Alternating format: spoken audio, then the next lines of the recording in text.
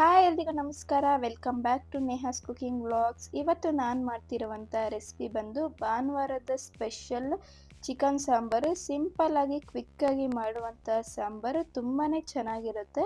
ಹಾಗೂ ಇದು ಮಾಡೋದು ಕೂಡ ತುಂಬಾ ಸುಲಭ. ಬನ್ನಿ ನೋಡೋಣ ಹೇಗೆ ಮಾಡೋದು ಅಂತ ಅಂದ್ಬಿಟ್ಟು. ಮೊದಲಿಗೆ ಕುಕ್ಕರ್ಗೆ ಆಯಿಲ್ ಹಾಕ್ಕೊತಾ ಇದ್ದೀನಿ. ಆಯಿಲ್ ಬಿಸಿ ಆದಮೇಲೆ 2 ಈರುಳ್ಳಿನ ಹಾಕ್ಕೊತಾ ಇದ್ದೀನಿ. ಈರುಳ್ಳಿ ಎಲ್ಲ ಚೆನ್ನಾಗಿ ಗೋಲ್ಡನ್ ಕಲರ್ ಬರೋವರೆಗೂ ಫ್ರೈ ಮಾಡಿಬಿಟ್ಟು ಒಂದು ಮುಕ್ಕಾಲು ಭಾಗದಷ್ಟು ಎತ್ತಿ ಸೈಡ್ಗೆ ಇಟ್ಕೊತಾ ಇದ್ದೀನಿ. ಹಾಗೆ ಒಂದು ಕಾಲು ಭಾಗದಷ್ಟು ಅದರಲ್ಲೇ ಬಿಟ್ಟಿದ್ದೀನಿ. ಹಾಗೆ ಚೆನ್ನಾಗಿ ವಾಶ್ ಮಾಡಿ ಇಟ್ಟಿರುವಂತಹ ಚಿಕನ್ನ ಸೇರಿಸ್ಕೊತಾ ಇದ್ದೀನಿ. ಹಾಗೆ ಅರಿಶಿನದ ಪುಡಿ, ರುಚಿಗೆ ತಕ್ಕಷ್ಟು ಉಪ್ಪನ್ನು ಸೇರಿಸ್ಕೊತಾ ಇದ್ದೀನಿ.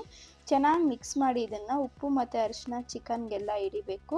ಈಗ ಇದನ್ನು ಹಾಗೆ ಬೇಯೋದಕ್ಕೆ ಬಿಟ್ಬಿಟ್ಟು ನಾನು ಮಸಾಲೆ ರುಬ್ಕೊತಾ ಇದ್ದೀನಿ. ನೋಡಿ, ಮಸಾಲೆ ರುಬ್ಬೋದಕ್ಕೆ ಇಲ್ಲಿ ಮುಕ್ಕಾಲು ಕಪ್ಪಷ್ಟು ಕೊಬ್ಬರಿನ ತೊಗೊತಾ ಇದ್ದೀನಿ. ಈ ಕೊಬ್ಬರಿ ಇಲ್ಲಿ ಜಾಸ್ತಿನೂ ಹಾಕ್ಕೊಬೋದು ಅಥವಾ ಕಡಿಮೆನೂ ಹಾಕ್ಕೊಬೋದು. ನಿಮ್ಗೆ ಏನಾದ್ರು ಗ್ಯಾಸ್ಟ್ರಿಕ್ ಸಮಸ್ಯೆ ಇದೆ ಅಂತಂದರೆ ನೀವು ಕಡಿಮೆನೇ ಯೂಸ್ ಮಾಡಿ ಆದಷ್ಟು ಕೊಬ್ಬರಿಯಿಂದ ಗ್ಯಾಸ್ಟ್ರಿಕ್ ಜಾಸ್ತಿ ಆಗುತ್ತೆ. ಹಾಗೆ ಸ್ವಲ್ಪ ಶುಂಠಿ, ಬೆಳ್ಳುಳ್ಳಿ, ಹಾಗೆ ಚಕ್ಕೆ, ಲವಂಗ, ಹುರ್ಗಡ್ಲೆನ ಹಾಕ್ಕೊತಾ ಇದ್ದೀನಿ. ಒಂದು ಟೊಮೊಟೊ, ಹಾಗೆ ಇಲ್ಲಿ ಫ್ರೈ ಮಾಡಿಟ್ಟಿರುವಂಥ ಈರುಳ್ಳಿನ ಹಾಕ್ಕೊತಾ ಇದ್ದೀನಿ. ನಾನಿಲ್ಲಿ ಎಲ್ಲ ಹಸಿ ಮಸಾಲೆನೇ ಹಾಕ್ಕೊತಾ ಇದ್ದೀನಿ. ನೀವು ಫ್ರೈ ಮಾಡಿ ಸಹ ಹಾಕ್ಕೋಬೋದು. ಹಾಗೆ 1 ಟೇಬಲ್ ಸ್ಪೂನ್ ಖಾರದ ಪುಡಿ, 2 ಟೇಬಲ್ ಸ್ಪೂನ್ ಧನಿಯಾ ಪುಡಿ, ಹಾಗೆ ಸ್ವಲ್ಪ ಗರಂ ಮಸಾಲಾನ ಹಾಕ್ಬಿಟ್ಟು ಸ್ವಲ್ಪ ನೀರು ಹಾಕ್ಕೊಂಡಿದ್ದೀನಿ. ಹಾಗೆ ಸ್ವಲ್ಪ ಕೊತ್ತಂಬರಿ ಸೊಪ್ಪು, ಸ್ವಲ್ಪ ಪುದೀನ ಸೊಪ್ಪನ್ನು ಸೇರಿಸ್ಕೊಂಡು ಈಗ ಇದನ್ನು ನುಣ್ಣಗೆ ಈ ರೀತಿ ರುಬ್ಕೊತಾ ಇದ್ದೀನಿ. ನೋಡಿ, ಈ ರೀತಿ.